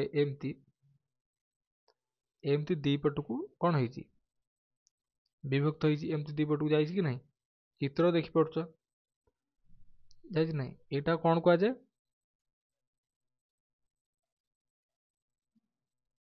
ନା ବ୍ରୋଙ୍କାଇ। ବ୍ରୋଙ୍କାଇ, ଠିକ ଅଛି, ଏଇ ଦିଟାକୁ। ଦେନ୍ କ'ଣ ହେଇଛି, ଏଇଟା କ'ଣ କରୁଛି ନା ଫୁସଫୁସ ମଧ୍ୟକୁ ପ୍ରବେଶ କରୁଛି। ଆମର ଯେଉଁ ଲଙ୍ଗସ୍ ଅଛି, ଫୁସଫୁସ ଅଛି, ଆ ମଧ୍ୟକୁ ଏଇଟା ପ୍ରବେଶ କରୁଛି, ଏଇଟା ଲାଷ୍ଟ ଯାଇ। ତାପରେ କ'ଣ ହେଇଛି ନା ପରେ ପ୍ରତ୍ୟେକ ପଟର କ'ଣ ବ୍ରୋଙ୍କାଇ, ବ୍ରୋଙ୍କସ୍ କ'ଣ ପାଇଁ ଲେଖା ହେଇଛି ଜାଗାରେ, ଦିଟାକୁ କଲେକ୍ଟିଭଲି, ମାନେ ଏଇ ଦିଟାକୁ ଲେଫ୍ଟ ବ୍ରୋଙ୍କାଇ ଆଉ ରାଇଟ୍ ବ୍ରୋଙ୍କାଇକୁ ମିଶେଇ କ'ଣ କୁହାଯାଇଛି ନା ବ୍ରୋଙ୍କସ୍ ବୋଲି କୁହାଯାଇଛି। ଠିକ ଅଛି, ଏଇଟା କ'ଣ କରୁଛି ଅନେକ ଶାଖା ପ୍ରଶାଖାରେ ବିଭକ୍ତ ହୋଇ ଶ୍ୱାସ ନଳିକା ସୃଷ୍ଟି କରିଛି।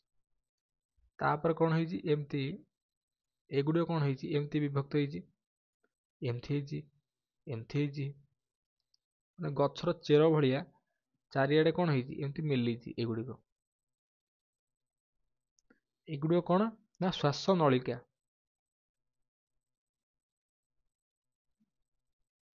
ଶ୍ୱାସ ନଳିକାର ଇଂରାଜୀ କ'ଣ ବ୍ରୋଙ୍କିଓଲ୍ସ।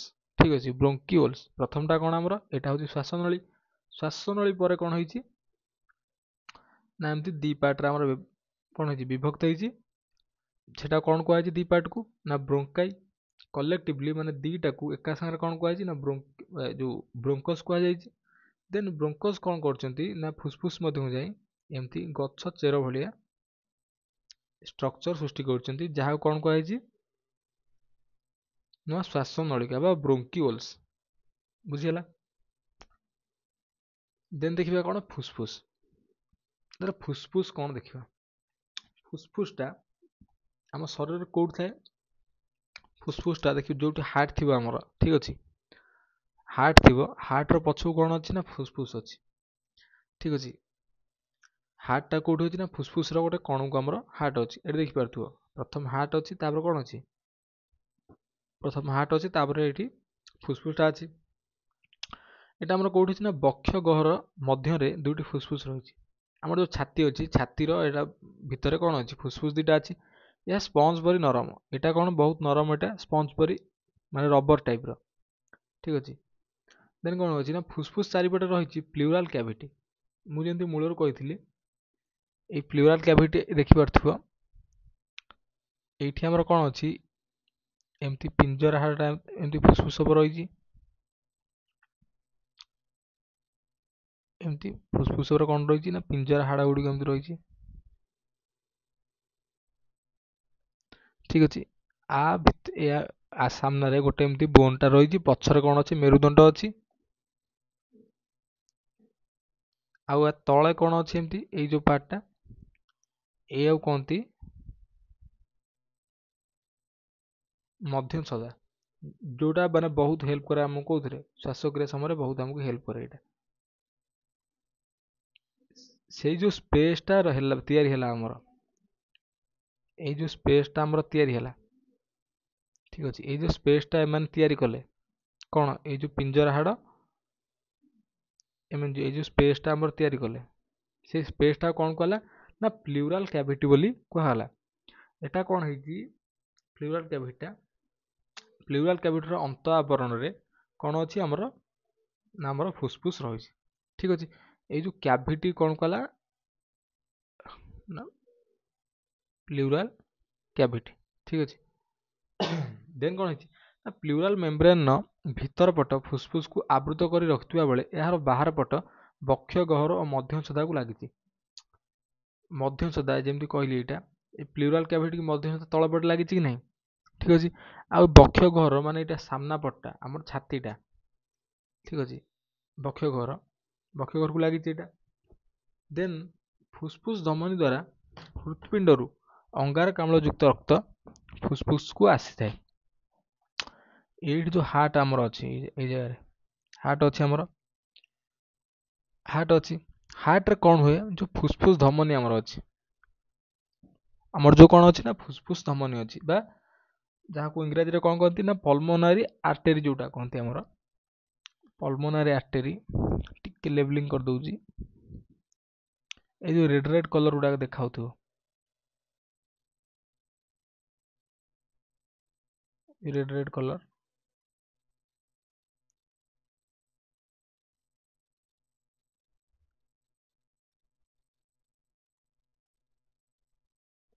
ଏଇଟା କ'ଣ କୁହାଯାଏ ନା ପଲ୍ମୋନାରୀ ଆର୍ଟେରୀ ବା ଫୁସଫୁସ ଧମନୀ, ଠିକ୍ ଅଛି।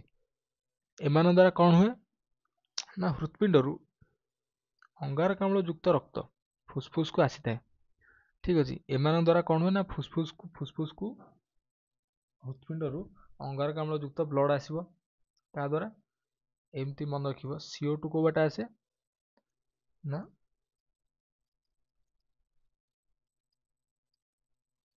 ଫୁସଫୁସ ଧମନୀ ଦ୍ୱାରା। ଆଉ ଅମ୍ଳଜାନ ବା O2, ଅମ୍ଳଜାନ କେମିତି କ'ଣ ଫୁସଫୁସରୁ ମାନେ ରକ୍ତକୁ ଯାଏ, ହୃତ୍ପିଣ୍ଡକୁ ଯାଏ, ଆମର ଯୋଉ ଅଛି ପଲ୍ମୋନାରୀ ଭେନ୍ ଅଛି, ଠିକ୍ ଅଛି, ଫୁସଫୁସ ଶିରା,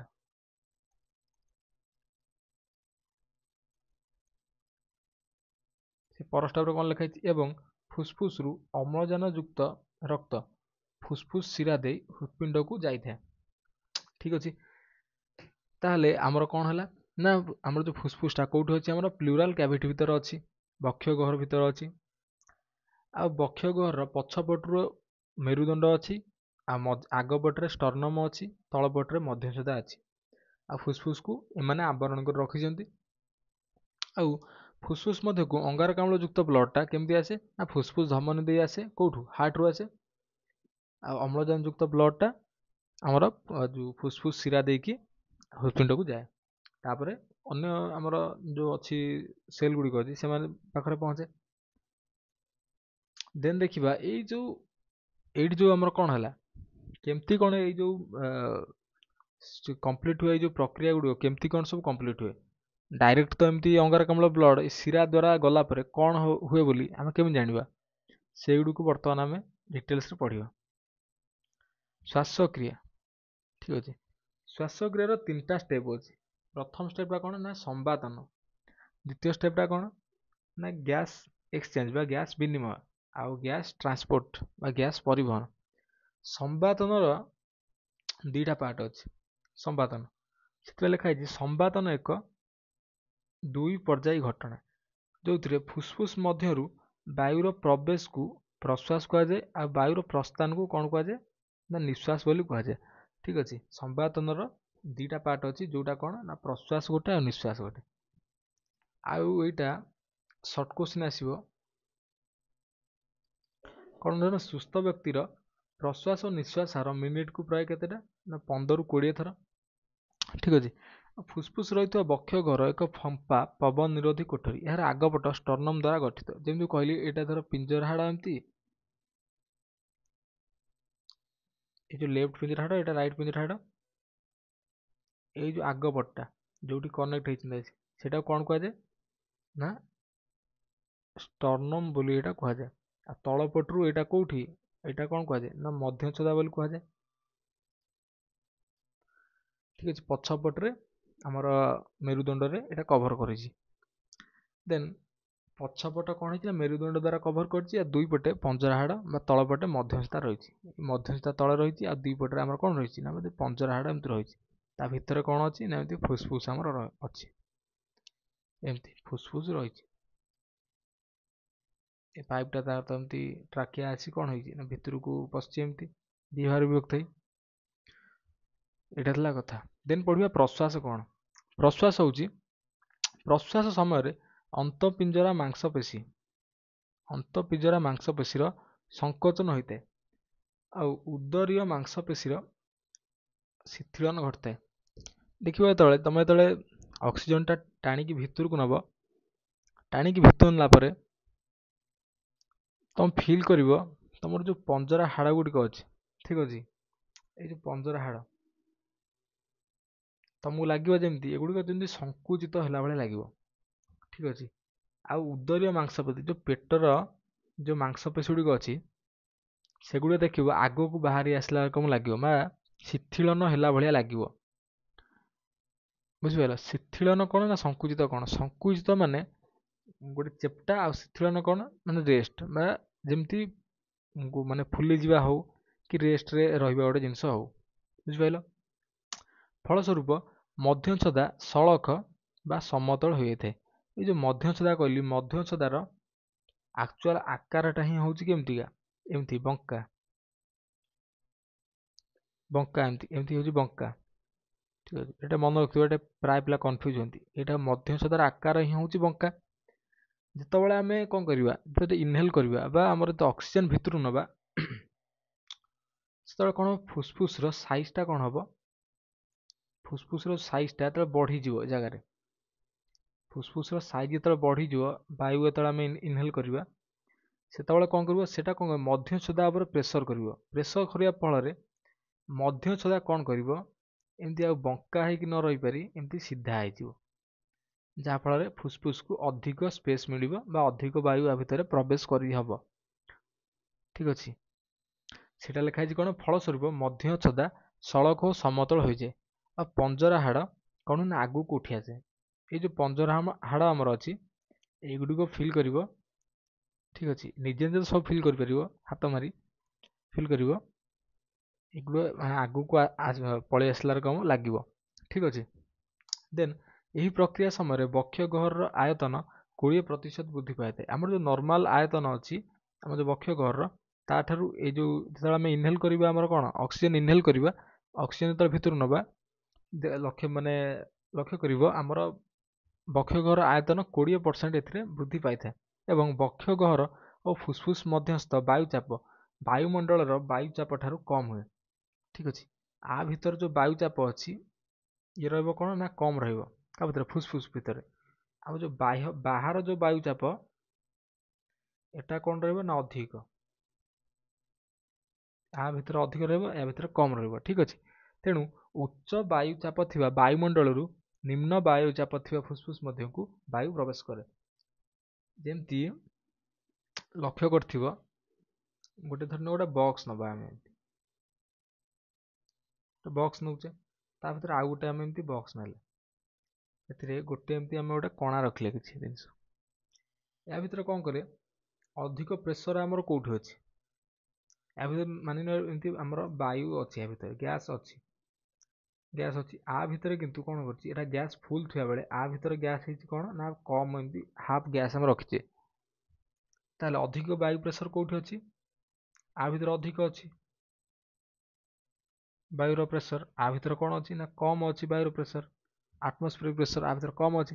ତେଣୁକରି ଅଧିକ ଯେଉଁଠି ବାୟୁ ଅଛି ସେଗୁଡ଼ିକ କ'ଣ କରିବେ, ଏଇ ଯେଉଁ କଣା ଦେଇକି ଏହା ଭିତରେ ପ୍ରବେଶ କରିବେ କି ନାହିଁ, ଆକୁ ଫୁଲ୍ କରିବାକୁ ଚେଷ୍ଟା କରିବେ। ସେମିତି ଆମର ଯେଉଁ ବାୟୁମଣ୍ଡଳରେ ଯେତେବେଳେ ଅଧିକ ପ୍ରେସର ଅଛି, ଫୁସଫୁସ୍ ମଧ୍ୟରେ ଯେତେବେଳେ କମ୍ ପ୍ରେସର ଅଛି, ବାୟୁମଣ୍ଡଳରୁ କ'ଣ କରିବେ, ବାୟୁ ଗୁଡ଼ିକ ଫୁସଫୁସ୍ ମଧ୍ୟକୁ ପ୍ରବେଶ କରିବେ। ଠିକ୍ ଅଛି, ପ୍ରବେଶ କଲା ପରେ କ'ଣ ହେଉଛି ନା ଆମର ଯେଉଁ ମଧ୍ୟଚ୍ଛଦା ଅଛି ଏଇଟା ସମତଳ ହେଇଯାଉଛି। ଏମିତି ତାର ଆକ୍ଚୁଆଲ ଯେଉଁଟା ଆମର କ'ଣ ତାର ଯେଉଁ ସେପ୍ ଅଛି, ଆକ୍ଚୁଆଲ ସେପ୍ଟା ହେଉଛି ଏମିତିକା, ଏମିତି ବଙ୍କା, କିନ୍ତୁ ଏଇଟା କ'ଣ ହେଉଛି ନା ସମତଳ ହେଇଯାଉଛି। ବୁଝିପାରିଲ? ତାପରେ କ'ଣ ଦେଖିବା ନା ନିଶ୍ୱାସ। ନିଶ୍ୱାସ କ'ଣ, ନିଶ୍ୱାସ ବିଷୟରେ ଦେଖିବା। ନିଶ୍ୱାସ ଏକ ଶିଥିଳନ ପ୍ରକ୍ରିୟା। ନିଶ୍ୱାସ କ'ଣ, ରେଷ୍ଟ, ଯେଉଁଥିରେ କ'ଣ ହୁଏ ନା ସବୁ ଜିନିଷ ଆମର ରେଷ୍ଟ ହେଇଯାଏ। ଠିକ୍ ଅଛି, ଯାହା ବି ମାନେ ଆମର କ'ଣ ହେଇଥିବ, ମଧ୍ୟଚ୍ଛଦାଟା ଯେତେବେଳେ ବଙ୍କାରୁ ସିଧା ହେଇଯିବ ସେଟା ବି ପୁଣି ଥରେ ବଙ୍କା ହେଇଯିବ। ଠିକ୍ ଅଛି, ନିଶ୍ୱାସ ଟାଇମ୍ରେ, କାରଣ ନିଶ୍ୱାସରେ କ'ଣ ହୁଏ, ଆମେ କ'ଣ କରୁ ନା ଅଙ୍ଗାରକାମ୍ଳ କ'ଣ କରୁ ବାହାରକୁ ଛାଡ଼ୁ, ଏଇଟା ସେଥିପାଇଁ ଏଇଟା ହେଉଛି କ'ଣ ନା ଶିଥିଳନ ପ୍ରକ୍ରିୟା। ଏହି ସମୟରେ ମଧ୍ୟଚ୍ଛଦା ଓ ଅନ୍ତଃପିଞ୍ଜରା ମାଂସପେଶୀର ଶିଥିଳନ ଘଟିବା ସହିତ ଉଦରୀୟ ମାଂସପେଶୀର କ'ଣ ହୁଏ ନା ସଂକୋଚନ ଘଟେ। ଫଳରେ ମଧ୍ୟଚ୍ଛଦା ପୁନର୍ବାର ଗମ୍ବୁଜ ଆକାର ହୋଇଯାଏ। କ'ଣ ହବ ନା ଯେତେବେଳେ ଆମ ଫୁସଫୁସ ଭିତରୁ ଏୟାର ଗୁଡ଼ିକ କ'ଣ ହବ ଯେତେବେଳେ ବାହାରିଗଲେ କ'ଣ ଫୁସଫୁସର ସାଇଜ କମିଯିବ। ସାଇଜ କମିଗଲେ ଏଇ ଯେଉଁ ଆମର ମଧ୍ୟଚ୍ଛଦା ରହିଥିଲା, ମଧ୍ୟଚ୍ଛଦାର ମୁଁ କ'ଣ କହିଥିଲି ଆକ୍ଚୁଆଲର ସେପ୍ଟା ହିଁ ହେଉଛି ଏମିତି ବଙ୍କା। ସେଟା ଯେତେବେଳେ ବାୟୁଟା ଆମେ ଗ୍ରହଣ କରିଦେଇଛେ, ସେଥିପାଇଁ କ'ଣ ହବ ନା ଆମର ପ୍ରେସର ପଡ଼ିକି ତା ଉପରେ ଏଇଟା କ'ଣ ହେଇଯାଇଥିଲା ଆମର ଏମିତି ସିଧା ହେଇଯାଇଥିଲା। ଠିକ୍ ଅଛି, ଯେତେବେଳେ ଆମେ ଆକୁ ମାନେ ପ୍ରେସର କିଛି ନ ରହିବ ସେତେବେଳେ କ'ଣ ହବ, ପୁଣି ଥରେ ସେ ରେଷ୍ଟକୁ ପଳେଇ ଆସିବ କି ନାହିଁ, ମଧ୍ୟଚ୍ଛଦାଟା ରେଷ୍ଟକୁ ପଳେଇ ଆସିବ। ରେଷ୍ଟକୁ ପଳେଇ ଆସିଲେ ମାନେ ତାର ଯେଉଁ ଆକ୍ଚୁଆଲ ସାଇଜ୍ ଥିଲା କ'ଣ ବଙ୍କା, ସେ ପୁଣି ଥରେ ବଙ୍କା ହେଇଯିବ। ଦେନ୍ କ'ଣ ହବ, ଆମର ଯେଉଁ ପିଞ୍ଜରା ହାଡ଼ଟା ରହିଛି ଯେତେବେଳେ ଫୁସଫୁସର ଆକାର ଯେତେବେଳେ ବଢ଼ିଯିବ, କେଉଁ ଟାଇମ୍ରେ ନା ପ୍ରଶ୍ୱାସ ଟାଇମ୍ରେ ପିଞ୍ଜରା ହାଡ଼ର କ'ଣ ହବ ଆକାରଟା ଏମିତି ବଢ଼ିବ, ବକ୍ଷ ଗହ୍ୱରର ଆକାର। ସେ ବି କ'ଣ ହବ ଯେତେବେଳେ ଆମେ ବାୟୁଟା ବାହାରିଯିବ ଆମ ନାକ ଦେଇ, ଯେତେବେଳେ ଅଙ୍ଗାରକାମ୍ଳ ବାହାରିଯିବ ସେତେବେଳେ ସେମାନଙ୍କର ସାଇଜ୍ ମଧ୍ୟ କମିଯିବ। ଦେନ୍ କ'ଣ ହବ ନା ବକ୍ଷ ଗହ୍ୱରର ଆକାର ହ୍ରାସ ପାଇଥାଏ। ଯେମିତି ମୁଁ କହିଲି ବକ୍ଷ ଗହ୍ୱର ଆକାର ହ୍ରାସ ପାଇଛି, ଯାହା ଫୁସଫୁସ ଉପରେ କ'ଣ କରେ ନା ଚାପ ପକାଇଥାଏ। ତେଣୁ ଫୁସଫୁସ ମଧ୍ୟରୁ ବାୟୁ ବାହାରକୁ ଚାଲି ଆସେ। ଠିକ୍ ଅଛି, ଏଗୁଡ଼ିକ କ'ଣ କରିବେ ଯେତେବେଳେ ଶିଥିଳନ ହେଇଯିବ ବା ରେଷ୍ଟକୁ ପଳେଇବେ, ତା ଆକ୍ଚୁଆଲ ସାଇଜ୍ ହେଇଯିବେ, ସେଗୁଡ଼ିକ ପ୍ରେସର କାହା ଉପରେ କରିବେ, ଇନଡାଇରେକ୍ଟଲି ପ୍ରେସର କାହା ଉପରେ କରିବେ, ଫୁସଫୁସ ଉପରେ ମାନେ ପ୍ରେସର କରିବେ କି ନାହିଁ। ଆଗ ପଟରୁ କିଏ କରିବ ନା ପିଞ୍ଜରା ହାଡ଼କୁ ଆଗ ପଟରୁ କଲେ, ତଳ ପଟରୁ କିଏ କରିବ ନା ଆମର ମଧ୍ୟଚ୍ଛଦା ତଳ ପଟରୁ କରିବ। ଯାହାଫଳରେ ଫୁସଫୁସ ଉପରେ ପ୍ରେସର ପଇଲେ କ'ଣ କରିବ, ଫୁସଫୁସ କ'ଣ କରିବ ନା ବାୟୁ ଗୁଡ଼ିକୁ, ଯେଉଁ ଅଙ୍ଗାରକାମ୍ଳ ଗ୍ୟାସ୍ ଗୁଡ଼ିକୁ ବାହାରକୁ ଛାଡ଼ିଦେବ। ଠିକ୍ ଅଛି, ଏଇ ଯେଉଁ ମେକାନିଜିମ୍ ହେଲା ଅମ୍ଳଜାନ, ଆମେ ତ ଅମ୍ଳଜାନ ଭିତରକୁ ନେଲେ, ତାର ଅଙ୍ଗାରକାମ୍ଳ କେମିତି କ'ଣ ଆମକୁ ମିଳିଲା, ଆଉ ଅଙ୍ଗାରକାମ୍ଳ କେମିତି କ'ଣ କଲେକ୍ଟ ହେଇ ଆଉ ଡାଇରେକ୍ଟ ଆମ ନାକ ପଟେ ବାହାରୁ ବାହାରିଲା, ଆଉ ଅମ୍ଳଜାନ କେମିତି କ'ଣ କଲେକ୍ଟ ହେଇ ଆମ କୋଷ ପାଖକୁ ପହଞ୍ଚିଲା, ସେଗୁଡ଼ିକର ଷ୍ଟେପ୍ ଗୁଡ଼ିକୁ ଆମେ ଦେଖିବା। ଠିକ୍ ଅଛି, ଯାହାକୁ କ'ଣ କୁହାଯାଇଛି ନା ଆମର ଗ୍ୟାସ୍ ବିନିମୟ କୁହାଯାଏ। ଠିକ୍ ଅଛି, ଗ୍ୟାସ୍ ବିନିମୟ କ'ଣ, ଗ୍ୟାସ୍ ବିନିମୟର ଇଂରାଜୀ କ'ଣ ନା ଗ୍ୟାସିୟସ୍ ଏକ୍ସଚେଞ୍ଜ। ଠିକ୍ ଅଛି, ଗ୍ୟାସ୍ ଏକ୍ସଚେଞ୍ଜ ଯାହାକୁ କୁହନ୍ତି। ଏଥିରେ କ'ଣ ହୁଏ, ଆମର ଯେଉଁ ଫୁସଫୁସ ଅଛି ଏଇ ଜାଗାଟା, ଫୁସଫୁସର ଶେଷରେ ଏମିତି ଅଙ୍ଗୁର କୋଳି ଭଳିଆ ଏମିତି ଷ୍ଟ୍ରକ୍ଚର ରହିଥାଏ। ଠିକ୍ ଅଛି, ଅଙ୍ଗୁର କୋଳି ଭଳିଆ ଏମିତି ଅସଂଖ୍ୟ ଷ୍ଟ୍ରକ୍ଚର। ଠିକ୍ ଅଛି, ମିଲିୟନ ଷ୍ଟ୍ରକ୍ଚର ରହିଛି આ ଜାଗାରେ। ସେଗୁଡ଼ିକୁ କ'ଣ କୁହାଯାଏ ନା କୋଟରିକା ବୋଲି କୁହାଯାଏ। କୋଟରିକାର ଇଂଲିଶ କ'ଣ ନା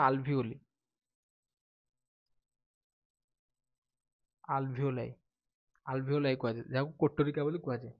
ଏ କୋଟରିକା କ'ଣ କରେ, ଏଇଠି ଦେଖିପାରୁଥିବ କୋଟରିକା। ଠିକ୍ ଅଛି, ଏଇ ଯେଉଁ ଅଙ୍ଗୁର କୋଳି ଭଳିଆ ଷ୍ଟ୍ରକ୍ଚର ଦେଖିପାରୁଥିବ, ଲେବଲିଂ ଟିକେ ଅଲଗା କଲରରେ ମୁଁ କହିବି, ଅସଂଖ୍ୟ ଷ୍ଟ୍ରକ୍ଚର, ମିଲିୟନ ମାନେ ଷ୍ଟ୍ରକ୍ଚର ଏ ଜାଗାରେ ଅଛି।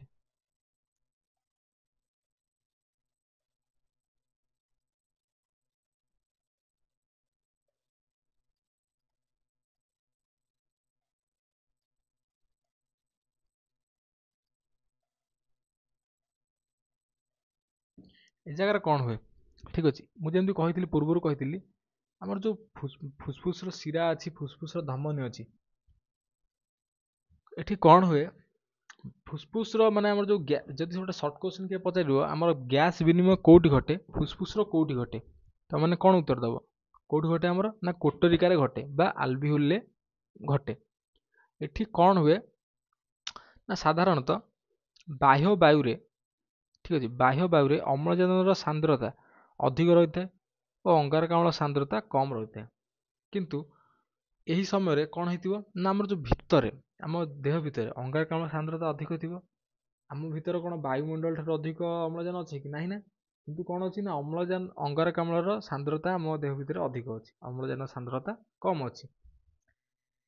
ତେଣୁକରି କ'ଣ ସେମିତି ଲେଖିଛି, କ'ଣ ଲେଖିଛି ନା ଆମ ଶରୀର ଭିତରେ ପ୍ରବାହିତ ରକ୍ତରେ ଅମ୍ଳଜାନର ସାନ୍ଦ୍ରତା କମ୍ କିନ୍ତୁ ଅଙ୍ଗାରକାମ୍ଳର ସାନ୍ଦ୍ରତା ଅଧିକ ଥାଏ। ଠିକ୍ ଅଛି, ତେଣୁକରି କ'ଣ ହୁଏ ନା କୋଟରିକା ମଧ୍ୟରେ ଥିବା ଅମ୍ଳଜାନ ଓ ଅଙ୍ଗାରକାମ୍ଳ ଗ୍ୟାସ୍, ରକ୍ତ ଜାଲକ ମଧ୍ୟରେ ଥିବା ଅମ୍ଳଜାନ ଓ ଅଙ୍ଗାରକାମ୍ଳ ଗ୍ୟାସ୍ ମଧ୍ୟରେ ସାନ୍ଦ୍ରତାରେ କ'ଣ ଥାଏ ନା ଭିନ୍ନତା ଥାଏ। एमती बुझी पारिबो जदि एई चित्र को लक्ष्य करिवो एठी मु कहिथिली जेमि पल्मोनारी कोन कहिथिली पल्मोनारी आर्टेरी कहिथिली पल्मोनारी भेन कहिथिली पल्मोनारी भेन गुडी कोन करथिली आर्टेरी गुडी कोन करथिली परे से गुडी कोन रक्त जालक रे कन्वर्ट होइछन्ती शेषर जाई ए जो आल्वियोलाई अछि ता उपरे एमती नेटवर्क सृष्टि करछन्ती एमती गोल गोल गोल गोल नेटवर्क सृष्टि करछन्ती का उपरे आल्वियोलाई उपरे परस्पर मध्य कनेक्ट एमती होइछन्ती सेमाने ठीक अछि परस्पर पर कनेक्ट हेई एमती किछि नेटवर्क लाइक स्ट्रक्चर एमती सृष्टि करछन्ती सेगुडो कोन करन्ती मु जेमती कहली हमर आर्टेरी कोन करे पल्मोनारी आर्टेरी कोन करथिला आ भितर को कोन पठाउथिला हमर पल्मोनारी आर्टेरी जोटा एठी थिला पल्मोनारी धमनी कोन करला हृदपिंड रु अंगारकाम्ल युक्त ब्लड फुसफुस को आस्तला पल्मोनारी आर्टेरी द्वारा कोन करथिला ना अंगारकाम्ल युक्त ब्लड कोन करथिला ना फुसफुस को आस्तला फुसफुस भितर कोन अछि ना आल्वियोलाई अछि आल्वियोलाई रे ए जो रक्त जाल गुड़िक अच्छी जो नेटवर्क अच्छी एगुड़िक ठीक अच्छे मानि नियो आल्वियोलाई भितर को कौन पलि ना आमर अम्लजान पलि आसी ठीक अच्छे अम्लजान पलि आसी अर्थात अम्लजान आसवा पर पुणी सेटा तो पुणी सेल केमती कौन जीव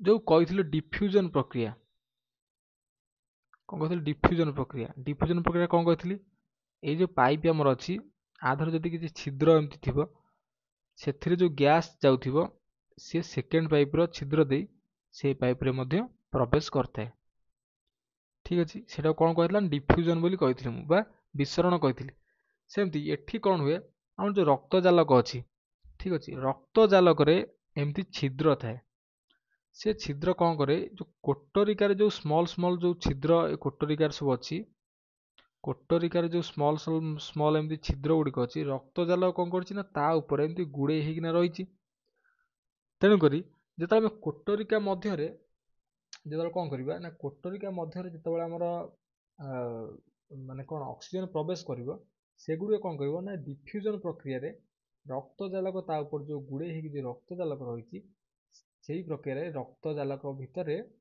ना आमर अम्लजान गुड़ कौन कर ना प्रवेश करने फल से जगह कौन हम आम ब्लड रे कौन अच्छी ब्लड रे आमर कौन अच्छी आरबीसी अच्छी आरबीसी कौन ना रेड ब्लड सेल जोटा आमर आरबीसी अच्छी से आरबीसी सहित ऑक्सीजन मिसी ऑक्सी हिमोग्लोबिन जो आरबीसी रे आमर कौन अच्छी हेमोग्लोबिन अच्छी जो हेमोग्लोबिन अच्छी से हेमोग्लोबिन ने कौन हम ना मिसिकी जो ऑक्सीजन मिसी जो सेटा कौन हम ना ऑक्सी हेमोग्लोबिन ने परिणत हम ये जो ऑक्सी हेमोग्लोबिन में परिणत हम देन सेटा कौन हम ना से रक्त जालक द्वारा क्यारी होगी प्रत्येक अंग पाखक जाए पहुँचो अंग पाखक पहुँचा पर सेठी कौन हम ऑक्सी हेमोग्लोबिन भांगीगला ऑक्सी बा हेमोग्लोबिन जोटा ऑक्सी हेमोग्लोबिन ऑक्सीजन और हेमोग्लोबिन भांगीगला पर कौन मिल आमको ऑक्सीजन अलग मिल हेमोग्लोबिन अलग मिल जदि मिलला पर ऑक्सीजन टा कौन हम से सेल पाखरे यूज हो आ सेल जो अंगारकाम्ल दब सी पुणी थे कौट मिसज ना ये हेमोग्लोबिन सार मिसज हेमोग्लोबिन सार मिसी पुणी थे कौटी आसो ना ये कोटरिकार जो रक्त जालक अच्छी ता पाखक आसो सेठी आसवा पर जो आम रक्त रे अंगारकाम्ल सांद्रता जो अंगारकाम्ल परिमाण बढ़ीज से भी आउ रखिपारे सी कौन कर पुणी थे से डिफ्यूजन प्रक्रिया द्वारा आमर कोटरिका मध्य को कौन कर से अंगारकाम्ल को प्रवेश करदेव प्रवेश करदेवा फल आम जो कौन कले निश्वास जो बाहर को बाहर करचे बाहर कलापर से जो निश्वासटा कौन हम ना आमर कोटरिका दे आमर जो वायु जो पाइप अच्छी ता द्वारा दे पुणी थे नाक दे बाहर को पलैब यहाँ था कौन ना आमर डिफ्यूजन प्रक्रिया द्वारा होता कौन ना गैस विनिमय प्रक्रिया बुझिपार देन देखा गैस परिवहन ठीक अच्छे मुझे कहली रक्त रे कौन अच्छी ना आरबीसी अच्छी आरबीसी रे कौन अच्छी ना हेमोग्लोबिन अच्छी हेमोग्लोबिन कौन करे ना ऑक्सीजन सहित जो प्रतिक्रिया करी कौन दब ना ऑक्सी हेमोग्लोबिन ସେଗୁଡ଼ା କ'ଣ ହୁଏ, ତ ସେଲ୍ ପାଖରେ ଭାଙ୍ଗିଯିବ। ସେଲ୍ ଭାଙ୍ଗିଗଲା ପରେ କ'ଣ ହେବ ନା ଅକ୍ସିଜେନ୍ ଅଲଗା ହେଇଯିବ, ଆଉ କ'ଣ ହେବ ନା ଆମର ହେମୋଗ୍ଲୋବିନ୍ଟା ଅଲଗା ହେଇଯିବ। ଅକ୍ସିଜେନ୍ଟା କ'ଣ ହୁଏ ନା ସେଲ୍ରେ ସେଲ୍ ତାକୁ ୟୁଜ୍ କରିଦିଏ, ଆଉ ହେମୋଗ୍ଲୋବିନ୍ଟା କ'ଣ ହୁଏ ପୁଣି ଥରେ ଯେଉଁ ରକ୍ତ ଜାଲକ ଅଛି, ରକ୍ତ ଜାଲକ ଦେଇ କ'ଣ କରେ କୋଟରିକାକୁ ପ୍ରବେଶ କରେ, ଆଉ କୋଟରିକା ଦେଇ କ'ଣ ହୁଏ ନା ବାହ୍ୟ ପରିବେଶକୁ ପଳେଇ ଆସେ। ଠିକ୍ ଅଛି, ଏଇଟା ଥିଲା କ'ଣ ସମସ୍ତ କାର୍ଯ୍ୟ ଗୁଡ଼ିକ ବିସରଣ ପ୍ରକ୍ରିୟା ବା ଡିଫ୍ୟୁଜନ୍ ଦ୍ୱାରା ଏଇ କାର୍ଯ୍ୟ ଗୁଡ଼ିକ ହୁଏ। ଏଗୁଡ଼ିକ ଥିଲା କ'ଣ ନା ଗ୍ୟାସ୍ ପରିବହନର ପ୍ରକ୍ରିୟା ଗୁଡ଼ିକ। ଠିକ୍ ଅଛି, ତାହେଲେ ଆଜିର କ୍ଲାସ୍ ଥିଲା ଏତିକି। ଆଜି ଆମେ କ'ଣ କରୁଛେ ନା ଯେଉଁ ଆମର ରେସ୍ପିରେସନ୍ ବା ଶ୍ଵସନ ଚାପ୍ଟର ଥିଲା ଏଟାକୁ ଆମେ ଟୋଟାଲ୍ ଏଣ୍ଡ କରିଦେଇଛେ, ଦୁଇଟା କ୍ଲାସ୍ରେ ଆମେ ଏଣ୍ଡ କରିଦେଇଛେ। ଆଉ ଯଦି ଭିଡ଼ିଓଟି ଭଲ ଲାଗିଥିବ ଭିଡ଼ିଓକୁ ଲାଇକ୍ କରିବେ। ଆଉ ୟାର ନୋଟ୍ଟା ଆପଣମାନଙ୍କୁ କେଉଁଠି ମିଳିଯିବ ନା ଟେଲିଗ୍ରାମକୁ ମିଳିଯିବ, ଟେଲିଗ୍ରାମରୁ ମିଳିଯିବ, ଯାହାର ଲିଙ୍କଟା ଆମେ ଡେସ୍କ୍ରିପସନ୍ରେ ଦେଇଦେଇଛୁ। ଆଉ ଯଦି ଆପଣ କ୍ଲାସ୍ 1ଟାକୁ ଦେଖିନାହାନ୍ତି, ଆଉ ଡେସ୍କ୍ରିପସନ୍ରେ ଏହାର ଲିଙ୍କ ବି ଅଛି, କ୍ଲାସ୍ 1ର ଲିଙ୍କ ମିଳିଯିବ। ଆପଣ ଚାହିଁଲେ ପ୍ଲେଲିଷ୍ଟକୁ ସେଭ୍ କରି ପରେ ଦେଖିପାରିବେ। ତ ସମସ୍ତଙ୍କୁ ଧନ୍ୟବାଦ। ଆଜିର କ୍ଲାସ୍ ଦେଖିବାକୁ ସମସ୍ତଙ୍କୁ ଧନ୍ୟବାଦ। ଯଦି ଭିଡ଼ିଓଟି ପସନ୍ଦ ଆସିଛି ଭିଡ଼ିଓକୁ ଲାଇକ୍ କରିବେ, ଚ୍ୟାନେଲକୁ ସବସ୍କ୍ରାଇବ୍ କରିବେ। ଧନ୍ୟବାଦ, ଜୟ ଜଗନ୍ନାଥ।